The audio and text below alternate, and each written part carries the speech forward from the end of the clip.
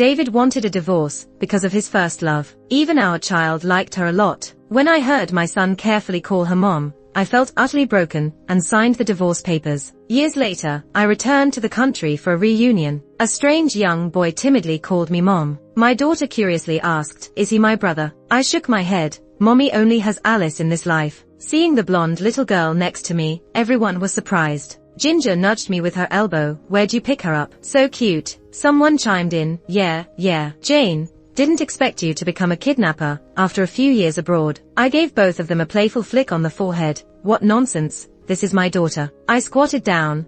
"Don't we look alike?" Alice cooperated, obediently pressing her little face against mine. The room fell into silence. I knew this news was a shock to them. The divorce with David had only ended a few years ago, and my passionate pursuit of David was witnessed by many.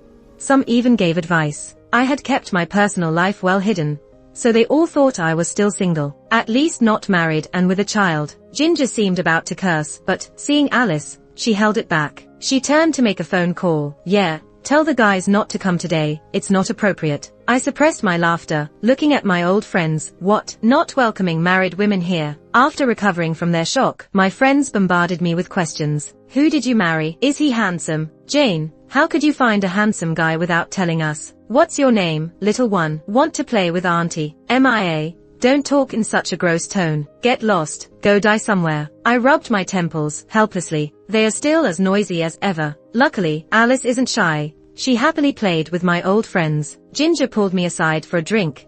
"Have you really let go of David?" I smiled and showed her the ring on my finger. "What do you think?" She patted her head. "I'm such an idiot. David was so insistent on marrying that girl back then, and now he regrets it." I raised an eyebrow. "He regrets it?" I hadn't kept up with their news after going abroad, but David's regret was unexpected. Back then, he loved Lucy to death, willing to fight the whole world to marry her. Ginger nodded. "She's pretty, but being David's wife was too much for her. Being Mrs. David meant bearing responsibilities." I said, "David's family business is huge. Managing it isn't easy. You have no idea, when they first got married, she messed up everything. David was patient at first, but patience has its limits. Eventually, he got fed up. Men, you know." Ginger's tone was filled with sarcasm. She never liked David, and after inheriting her family's business, many collaborations with David's family stopped. She believed a clueless man couldn't manage a big company well. Ginger waved. "Forget it. Let's not talk about that jerk." Her words had just finished when the door to the room suddenly opened. A young boy, looking around 10, walked in. Ginger impatiently looked at him. "Who is it? Whose kid is lost?" The boy glanced around and finally fixed his eyes on me. Those pretty eyes felt oddly familiar. Someone spoke from the crowd.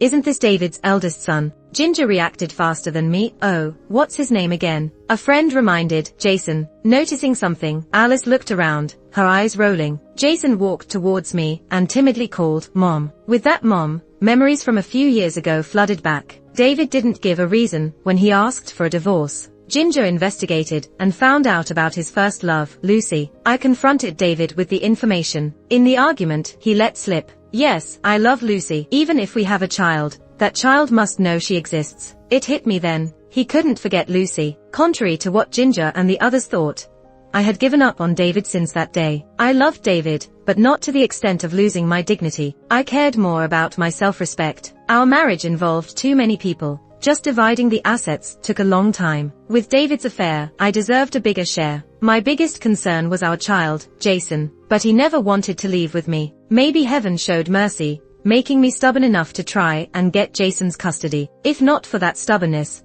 I wouldn't have discovered my dear son already saw Lucy as his mom. Had I not found out, I wouldn't have been so decisive in leaving, nor started my new life so easily. After my confrontation with David, he brought Lucy home, officially hiring her as Jason's tutor. Jason unexpectedly liked Lucy a lot, always defending her. I overheard him praising Lucy for her kindness and beauty, her understanding and caring nature. But then, Jason was just a kid. I thought David hid his affair well, so I didn't take it seriously, until I heard Jason cautiously ask Lucy, "Lucy, can I call you Mom?" When she agreed, he happily called her Mom several times. Then he said, "Lucy, become my new mommy soon. I hate my current mom. I wish she and Dad would divorce quickly." Lucy asked him why. "Because Mom won't let me eat candy." Lucy was surprised. "Just because of that?" "Yeah." Jason's firm tone shattered me completely. I thought a lot. about my way of parenting, about my past. In the end, I signed the divorce papers without a second thought and left the country. Jason, noticing I was ignoring him, called out again, "Mom." His eyes were red, and he looked very pitiful. Alice suddenly jumped into my arms and asked curiously, "Is he my brother?" Jason was taken aback, but quickly looked back at me, unable to hide the hope in his eyes. I gently shook my head at Alice. "Mommy only has you, Alice. This boy is the son of a friend. You can still call him brother if you want." Alice, not quite understanding, reached out her hand to Jason. "Hi, brother, I'm Alice." But Jason just stood there, not responding. Alice awkwardly pulled her hand back and touched her little nose. "Mom, why does he look like he got struck by lightning?" I chuckled, ruffled her hair, and said, "Go play with the other kids." "Okay." She joyfully ran off. Jason looked at me pitifully. "Mom, don't you want me anymore?" His tone was just like when he was little, seemingly trying to awaken my maternal love. I smiled faintly. "You have your own mom." Jason got a bit agitated. "She's not my mom." "Why?" He lowered his head and said nothing. I didn't bother to press further, my tone gentle but distant. "Jason, you were the one who didn't want me first." Jason lifted his head, with a complex expression in his eyes. It was the first time I had seen such an expression on him. That wasn't a look a 10-year-old should have had. Jason lowered his eyes. "I'm sorry, Mom." He found a corner to sit in, and didn't bother me anymore. Ginger smirked. "I thought the kid really liked his stepmom." I asked, "What do you mean?" "When they first got married, a lot of people looked down on her. Your son defended her all the time, standing up for her. Didn't you always say he was well-behaved? So well-behaved he'd get into fights for her. Raising a son is worse than raising a dog." I smiled and took a sip of my drink. Ginger didn't say more, just drank with me. Years had passed. Seeing my now unrecognizable son, it was a lie to say I wasn't emotional, but I had a weak bond with my son.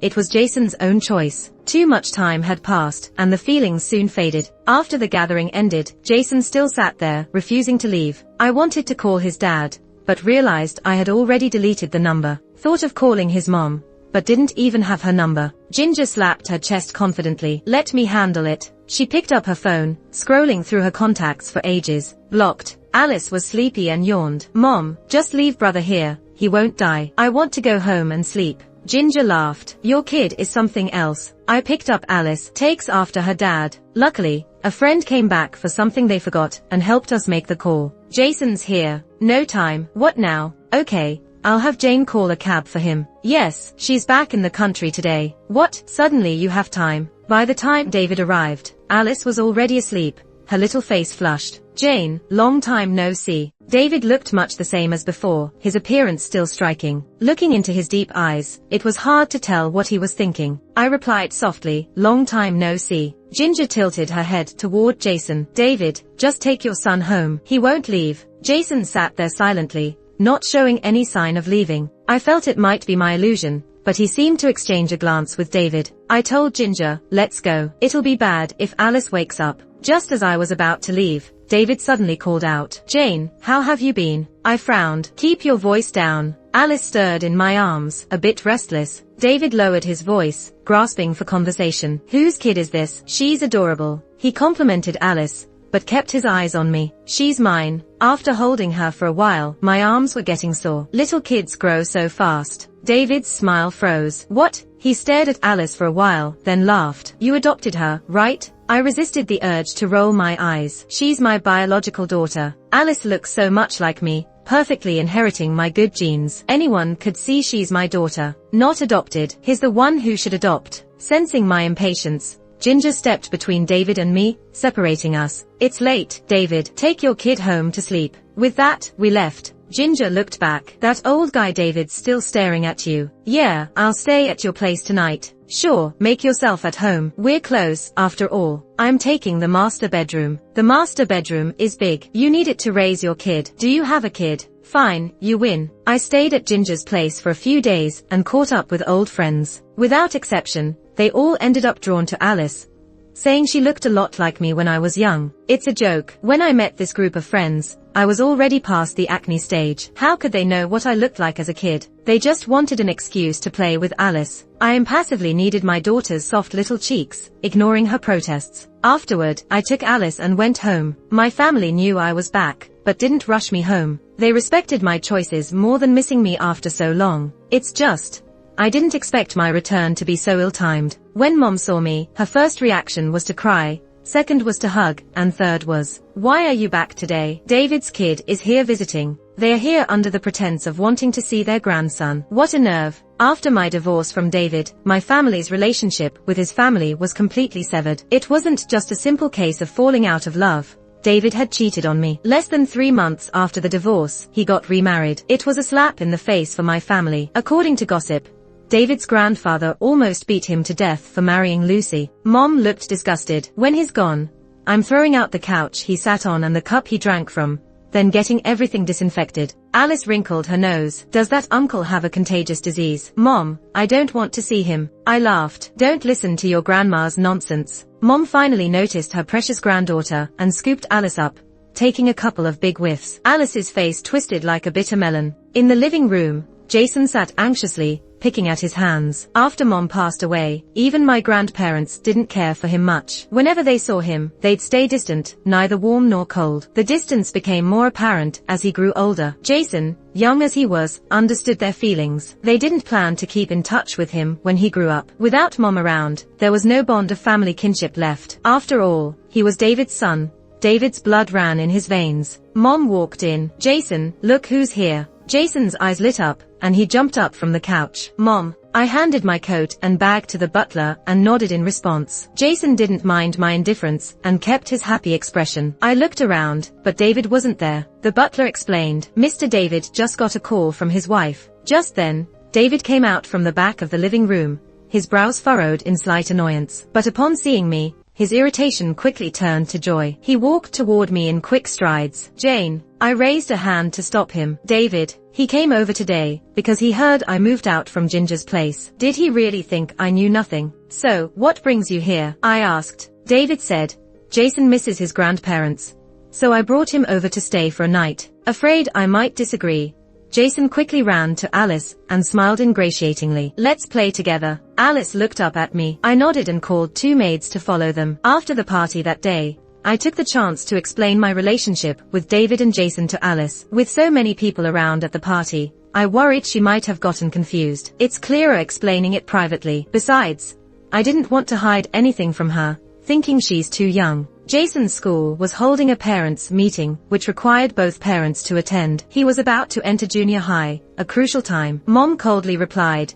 "David's family is well off. Are you really worried about junior high? Jane still needs to take care of Alice, so it's inconvenient for her. You should handle Jason's issues yourself." David was blocked, powerless. "Mom, don't. I'm not your mom. Jane's divorced you, and I have a new son-in-law now." Mom loathed her former son-in-law. He looked decent, but turned out to be a trashy backstabber. Now that her daughter had started a new life, what right did he have to waltz back in and disrupt it? No chance. Mom's expression made me laugh, and I suddenly felt guilty for staying away for so many years. In the evening, I leaned against Mom's lap. "Mom, I'm so sorry for the years I've been gone and rarely visited you and Dad." Mom gently stroked my hair, just like when I was a child. Her voice was soft. "Jane, you are our child, but you don't belong to us. You have the right to choose your own life. You didn't let a failed marriage defeat you.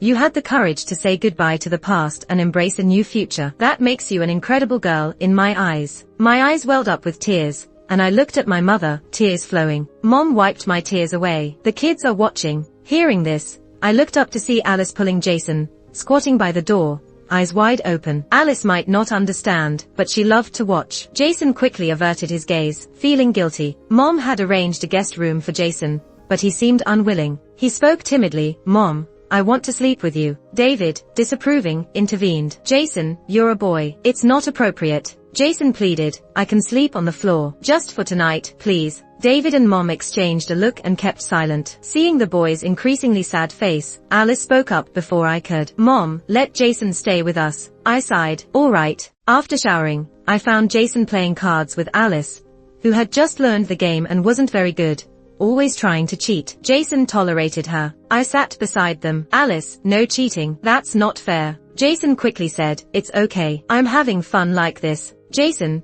you don't need to compromise for your sister," I said awkwardly. Jason was stunned for a moment before Alice's urging snapped him out of it. As I sat on the bed reading, I spotted Jason's red-rimmed eyes again. Ginger had once gossiped with me about Lucy. Not long after marriage, Lucy had a child, Jason's younger brother. Back when Lucy and David were still affectionate, David naturally adored his new son, the fruit of their love. Just like that, Jason was overlooked. Lucy wasn't mean to Jason, but it was clear she treated him differently from her own son. David was the worst. He put all his attention on his younger son, completely ignoring Jason. Constant comparisons, constant favoritism, always making Jason give in. The younger son was sickly from a young age and passed away in a few years. The relationship between Jason and David became irreparable. Brother, I heard my daughters whisper. I looked up and saw Jason with his back to me. Alice took a tissue from the bedside table and handed it to Jason, patting his back to comfort him. When that didn't work, she began singing a baby song. I shook my head helplessly. No matter what, at least Alice was well taken care of by me. Jason was my first child. Of course, I love him, but whenever I see him, it feels like a pain in my chest. Maybe we really don't have that mother-son bond, and can't force it. Sigh, anyway, we won't stay in the country for long, so I'll just let it be. Jason stayed in my house for the better part of a month, and during that time, David often came by. I could tell Jason was somewhat rejecting him, but he didn't say no. When I asked him, he even acted like he welcomed David. I raised Jason. I know him well. He's not someone who lies. He used to like Lucy deep down, and even when he pretended around me, he couldn't fake it well. I kept an eye on David's home. Not long after, I heard about David wanting to divorce Lucy. This wasn't public yet, and Lucy didn't want it. Alice, the little traitor, secretly went to ask Jason about it behind my back. There's nothing Alice can hide from me. Mama, what are you doing? Alice popped up and startled me. I awkwardly hid the cup behind my back. Just calling you for dinner. Alice isn't hungry. She slammed the door shut. Geez, sharp-eyed little one. Wait a minute. She's the one who went behind my back. Why am I the one feeling guilty? What a little rascal. But what I didn't expect was Lucy showing up at my door. She wore simple clothes, still looking graceful, but clearly haggard. Jason answered the door, instantly switching back to his polite, but distant demeanor. Jason, it's time to go home. Grandpa and Grandma miss you. Jason's face turned cold. Aunt Lucy, I'm at my mom's house, which is perfectly fine. I'll visit Grandpa and Grandma in the next couple of days. I heard the way he called her Aunt Lucy. He used to eagerly call her mom. Now that he had every right to, he wouldn't. Lucy's tone was pleading. Jason, your father wants to divorce me now. I really need you. David's family never liked Lucy, who came from a modest background. Now that David wanted a divorce, they naturally supported him. Poor Lucy, all alone. Her child had died of illness, and now her only support was my son from her husband's earlier marriage. But Jason was cold. That's Aunt Lucy's problem. If Aunt Lucy can't handle her husband, how can a kid like me help? I'm better off not making it worse. I was stunned. Lucy didn't hear Jason's meaning and continued pleading. But I did. He was warning Lucy. If she kept pestering him, he would make sure she got nothing. Jason impatiently turned around, catching my eye. He was surprised. Mom. The tall teenager already had traces of David's younger self. My gaze moved past him to the now married Lucy. Made me think of the old days. Back in sophomore year, Lucy was assigned to our class. She wore the blue and white school uniform, had a low ponytail, and was slim. Dark eyes and red lips, with an innocent, clean vibe. She looked pretty, but Lucy was so timid she didn't fit in at all. The teacher kept asking us to help her, even changing her seat to sit beside me. I was the class monitor, and everyone liked to hang out with me. First time seeing anyone shyer than a rabbit, I always teased Lucy. She was so easily flustered, always blushing. When she finally got mad, she would softly warn me. No threat at all, made me want to tease her more. As for David, he sat behind me, but I didn't care much for him then. David was like a mute in high school, called a cold prince at best, a block of wood at worst. With my encouragement, Lucy became a class representative. She had to collect chemistry homework daily, but David never did his. The chemistry teacher was a grumpy old man, and Lucy was scared of him. So, she had to chase David every day for his homework. Over time, I realized David did it on purpose. He liked watching Lucy chase him. Sometimes, he made her cry on purpose, watching her tear up. Made me, the cool girl, so mad. Luckily, my family knew David's, and I pretended to tattle on him, making him too busy to bother Lucy. Only I get to tease my desk mate. Lucy tearfully thanked me for that. During that time, we were inseparable. The class slowly accepted Lucy because of me. I once thought we'd be best friends forever. But what happened in senior year changed my relationship with Lucy drastically. That time, I was so focused on preparing for college entrance exams that I didn't pay much attention to Lucy. Until one time, I went to the office to ask the teacher a question, and accidentally ran into Lucy getting a scolding. I found out then that she was getting close with a guy from the neighboring class. I asked around about the guy. His name was Tom,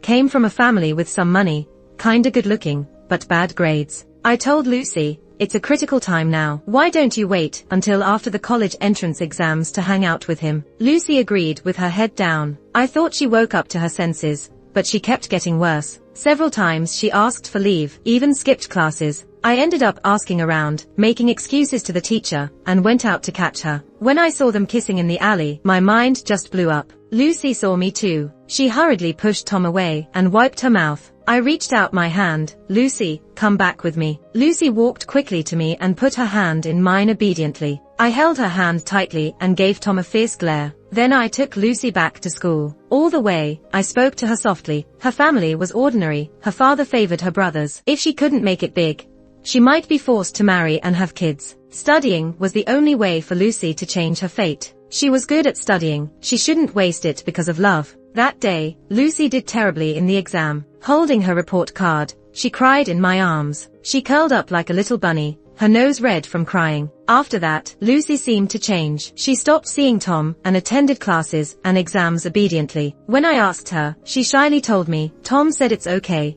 we can still date after graduation. Instinctively, I felt Tom wasn't reliable, but I didn't want to upset Lucy, so I just patted her head. However, a month before the entrance exams, Tom showed up again. He stood at the front door of our class, like he was waiting for someone. Lucy and I just finished lunch. Seeing Tom, Lucy happily greeted him. Tom, are you here for me? Is there something? Her voice was soft, making me feel comfortable, so I didn't bother to shoo Tom away. Talking for a bit was acceptable, but unexpectedly, Tom pushed Lucy away forcefully. She hit the wall, attracting the attention of our classmates. I hurried to help her up, cursing at Tom, are you crazy? But just as I reached for Lucy, Tom blocked me. With what he thought were affectionate eyes, he loudly declared, Jane, I like you. Please go out with me. His voice was so loud that even students from the neighboring class came out to watch. I was stunned. I've been confessed to before, both cautiously and boldly, and could handle rejection well. But this time, my heart was panicking. Tom was still loudly proclaiming his feelings,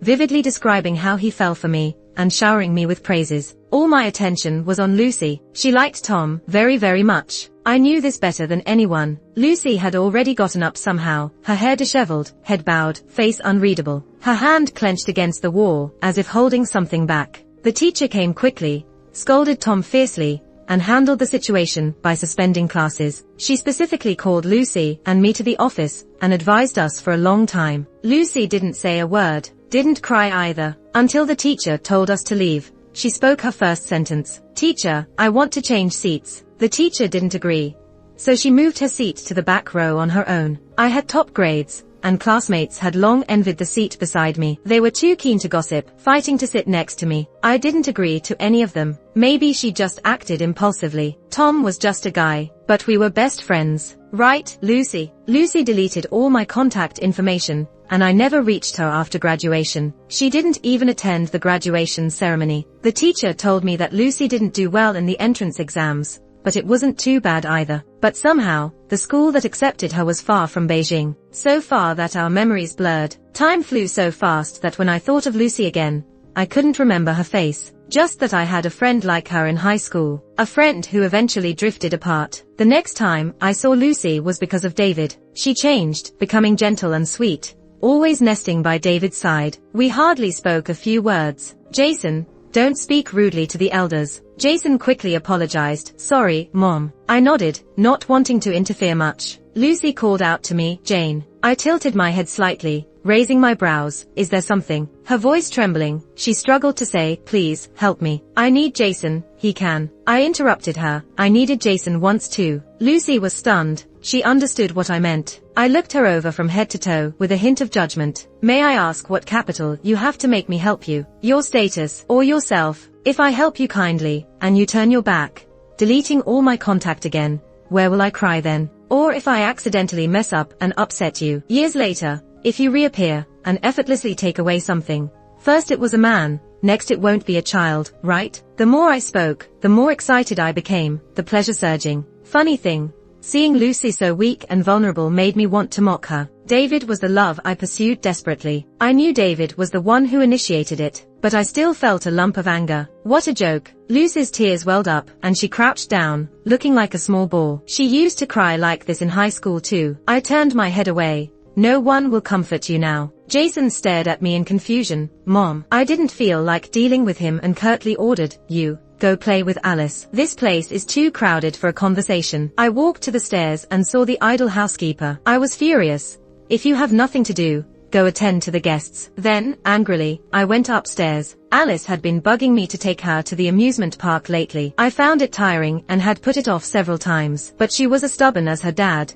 insisting until I agreed. Eventually, I took both kids to the amusement park. Why did we make a spectacular entrance? Because Alice insisted on wearing her sequined princess dress. She didn't even find it hot. Jason took Alice to buy ice cream, while I waited nearby. Ginger called me. Your ex-husband got what he wanted. I absent-mindedly opened a candy. What do you mean? He finalized the divorce. You wouldn't believe it. He kept saying he had to clear everything out to make room for you, not to make you feel wronged. As if you agreed to remarry him. Hey, haven't you already gotten married? I popped the lollipop into my mouth and mumbled. Maybe he wants me to get a divorce too. Anyway, his successful divorce is none of my business. Mom, you're sneaking candy again. I looked up to see Alice glaring at my lollipop, holding a huge ice cream cone. I grinned, apologized, and took a big bite of her ice cream. Alice was furious. I gave her a big kiss, and she stopped being mad. Sigh, comforting kids is so easy. I was busy goofing around with Alice and didn't pay attention to Jason,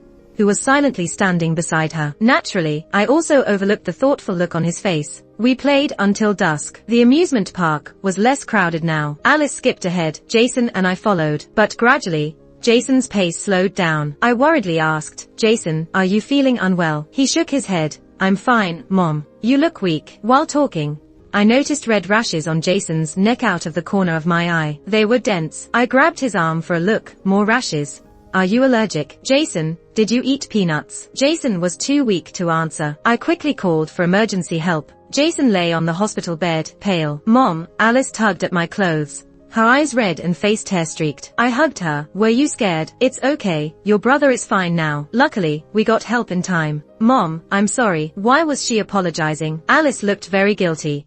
I didn't think brother would be allergic to peanuts. I ordered him a fruit sundae with peanuts. She looked up. Mom, will brother be mad at Alice and stop talking to her? I comforted her. No, he won't. The hospital door opened. David rushed to Jason's side, anxiously asking me, how is Jason? The doctor said he's fine, and he'll wake up soon, I replied. David was still worried, thankfully. But how did Jason suddenly get an allergy? You know he can't eat peanuts, don't you? He frowned, puzzled. I was about to explain when Alice softly spoke. Sorry, Uncle David. I gave brother the sundae. I didn't know he was allergic to peanuts. David's face darkened. Alice, scared, tried to hide behind me but stood her ground, knowing it was her fault. Uncle David, I'm truly sorry. She fiddled with her clothes. I said nothing, quietly observing David's reaction. David sighed. Fine, I don't blame you. But be honest, do you dislike Jason? Alice shook her head firmly. No, I like him a lot. David ignored her and continued.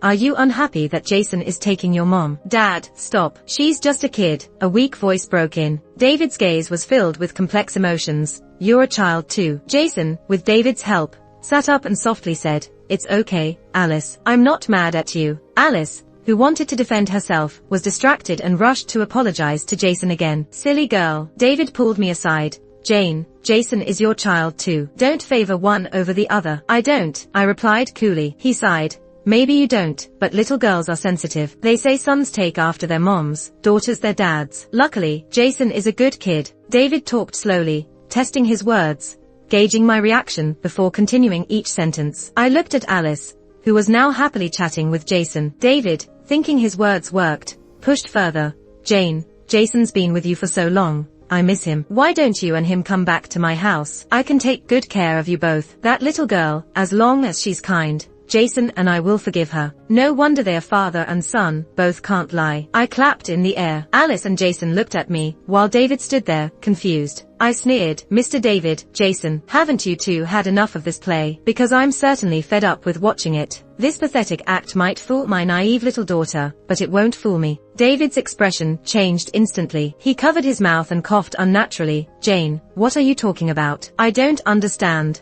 Don't understand. Let me explain. I should also analyze it for my silly daughter. Alice looked totally confused, clueless about what was happening. Young Master Jason, this amusement park isn't new to me. You only managed to trick Alice, and you actually believed it yourself too. I've had fruit sundaes before. Such big peanuts. You might not taste them, but they're definitely visible. When you were a kid, you accidentally ate peanuts and said they tasted bitter and astringent. So what? They magically lost their bitterness as you grew up. You had rashes for so long and never mentioned it. To give you the benefit of the doubt, you were afraid I'd worry. But the truth is, it was just a ploy to gain sympathy and frame Alice. Unfortunately, I'm no longer your foolish mother. I won't blindly trust you anymore. Young Master Jason, do you truly believe that because you called me Mom for a few days, I'd actually revert to being your good mom? I'm sorry, but I'll only ever have Alice as my daughter in this lifetime. I walked over and picked Alice up. Jason's face turned even paler. He tried to say something, but couldn't get the words out. With a cold look,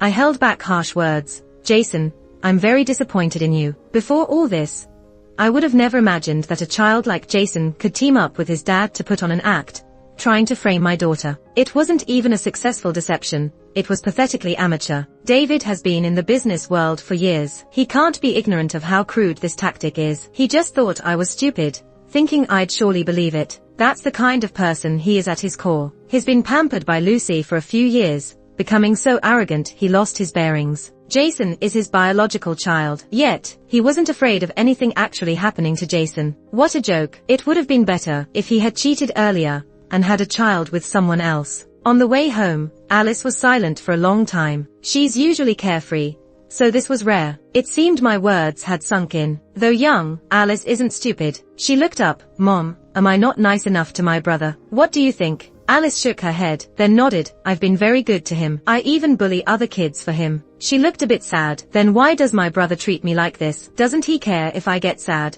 I thought for a moment and answered honestly. Mom doesn't know if he cares or not. But Alice, as long as you have a clear conscience, that's all that matters. You didn't wrong your brother. He wronged you. He and Uncle David did something wrong. They should reflect on that, not you. Don't waste your thoughts on those who aren't worth it. She nodded, half understanding. Almost home, Alice asked me again, Mom, is the world always like this? That is a question you'll have to find the answer to yourself. I couldn't give Alice an answer. In my view, it didn't matter. The world will change regardless, beyond human control. But for my daughter, it's a significant question. Since it's important, go find the answer. Alice, may you have the courage to seek that answer, no matter if it aligns with your heart or not. Jason still tried to find me. He started trying to win over Alice again, bringing her favorite toys and food. Alice isn't the most self-disciplined kid, but this time she refused decisively. So much so, I was impressed. The last time I saw Jason was the day Alice shut him out. She told Jason, brother, we're not friends anymore. Mom is only Alice's mom, not yours. If you bother us again, we'll go back to our home country. Kids' harsh words don't carry much weight. But Jason was just a kid too. He stood at the door, devastated for a long time. Since my daughter was trying so hard,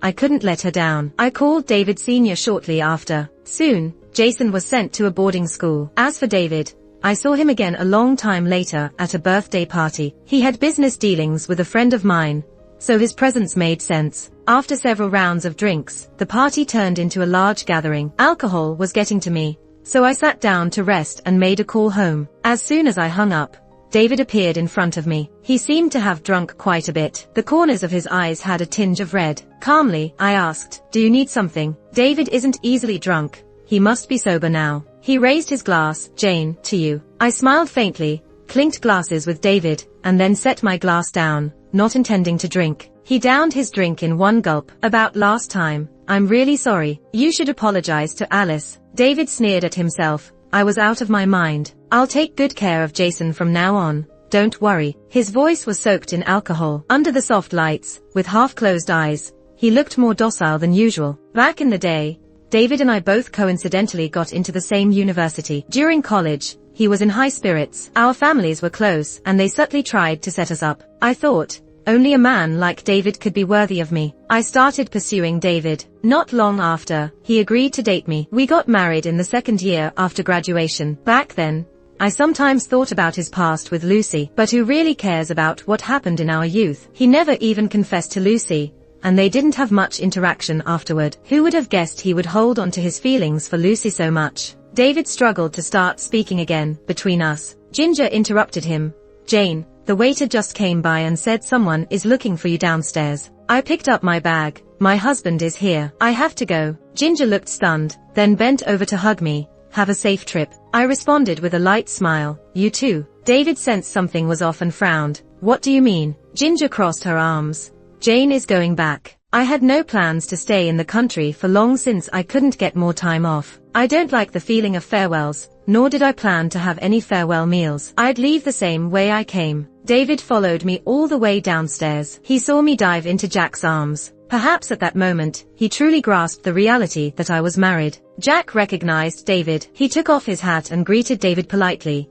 Thank you for taking care of my wife. His Chinese wasn't as fluent as Alice's, and sounded a bit clunky. After a moment, David gave a small smile. Congratulations. It seemed like self-mockery. Jack, with his arm around my waist, nodded slightly. Thank you. Long after, I saw Lucy again. On a foreign street, she stood in the heavy snowfall, conspicuously. I took her to the school. Back when she divorced David, the money David's family gave her was enough to live comfortably for the rest of her life. So, she chose to continue her studies. I once foolishly agreed to marry David because of my mom's illness. But like karma, she was so angered by the truth that she died after learning it. Before she died, she questioned me, saying, "You were so good to me. How could you betray me?" Lucy pulled a photo from her wallet. It was our high school photo. She looked at the two happy girls in the picture. I left it in the desk back then. Didn't think you'd keep it, and even send it to me. Snowflakes landed on her eyelashes. I lowered my gaze. The snowfall is getting heavier. Better get back soon.